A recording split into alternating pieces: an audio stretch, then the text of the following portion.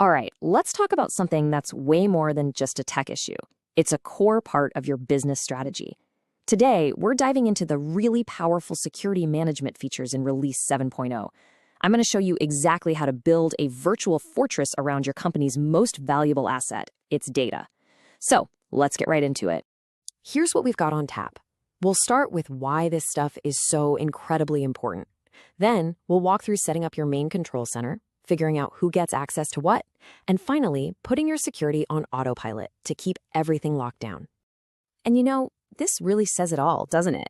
In today's world, data isn't just data, it's currency.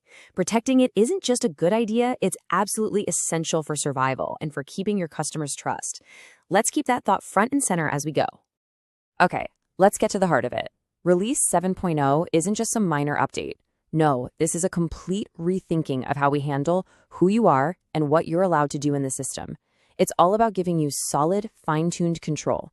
So these are the 6 pillars we're going to master today. Think of them as the fundamental building blocks for your data fortress. From that first security switch to creating users, defining their roles, and setting the rules, getting these right is the absolute key to a secure environment. All right, let's start with the foundation of our fortress. This is your command center for everything security related. And honestly, it is the first and most critical step in this whole process. And the very first thing you need to do, and I can't stress this enough, is to enable the security and user access module. Seriously, without this turned on, your system is basically an open door. Enabling this is like putting a digital guard right at the main gate.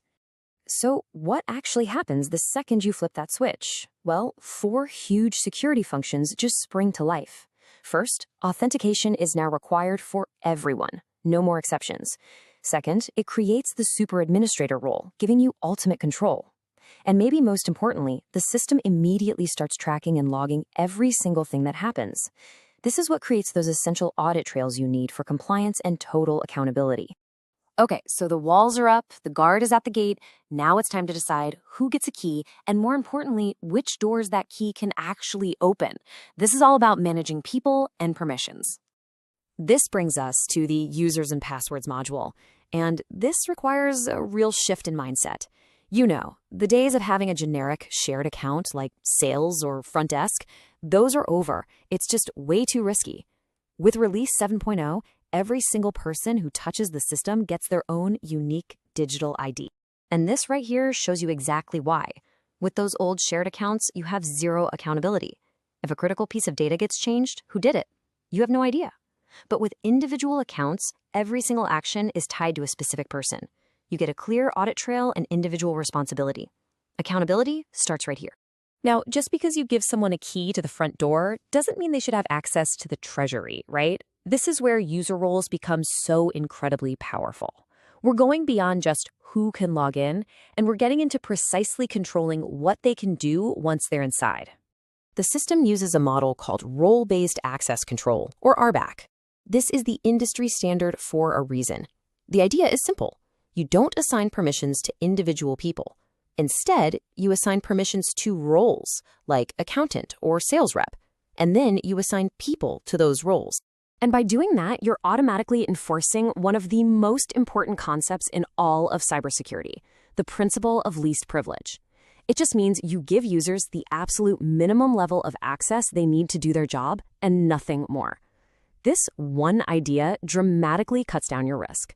So, we've built the walls, we've issued the right keys, but how do we make sure our fortress stays secure week after week, month after month? This is where automation comes in to maintain our security policies and daily habits. A secure system is only as strong as its passwords. You know it, I know it. And the password policy module is your enforcement engine. Weak passwords, like password 123, are still a huge vulnerability. This tool is designed to just put an end to that risk. Now you can set the rules for everyone. You can set a minimum password length, and we really recommend at least 12 characters. You can require complexity, a mix of letters, numbers, special characters. You can even make passwords expire every 90 days and stop people from reusing old ones. This is your best defense against bad habits. Finally, let's talk about good security hygiene. Security shouldn't get in the way of getting work done. So let's look at 2 simple but really powerful features that make security a seamless part of the daily routine. First up, Change user. If you have shared computers, this is a game changer. It lets a new person log in without having to shut everything down and restart. And most importantly, it makes sure every action is still logged to the correct person. Second is change password. This lets users reset their own passwords, which means less downtime for them and fewer headaches for your IT team. So when you put all of these pieces together, the foundational controls, the specific user roles, the automated policies, you're doing more than just checking boxes. You're actually using these tools to build a much more resilient and trustworthy organization. And that's really the big takeaway here. Taking the time to configure all of these settings isn't just another task. It is a direct investment in the integrity and the secure future of your business. And honestly, it's exactly why staying current with your software subscription is so vital, because these are the kinds of protections you simply can't afford to miss out on. So I'll just leave you with this one question. Take a hard look at your own setup and ask yourself, is my data fortress really secure? With the tools in Release 7.0, you now have the blueprint to make sure that the answer to that question is a confident yes.